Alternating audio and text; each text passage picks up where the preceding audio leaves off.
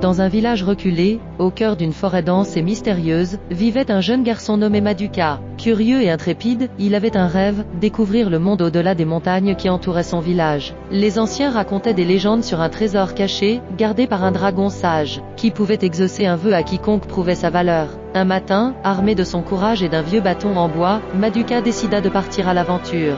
Il traversa des rivières scintillantes et escalada des collines verdoyantes, rencontrant en chemin des créatures fantastiques. Un renard rusé lui indiqua le chemin à travers la forêt, tandis qu'une chouette sage lui enseigna à écouter les murmures des arbres. Après plusieurs jours de voyage, Maduka arriva enfin au pied des montagnes. Là, il découvrit une grotte immense, où le dragon, majestueux et ancien. Le cœur battant, Maduka s'approcha.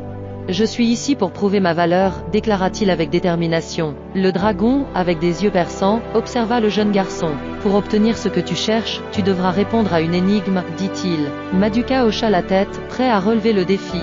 Le dragon posa sa question. « Qu'est-ce qui est plus précieux que l'or, mais ne peut être acheté ?» Maduka réfléchit intensément. Il pensa à sa famille, à ses amis, à la beauté de la nature.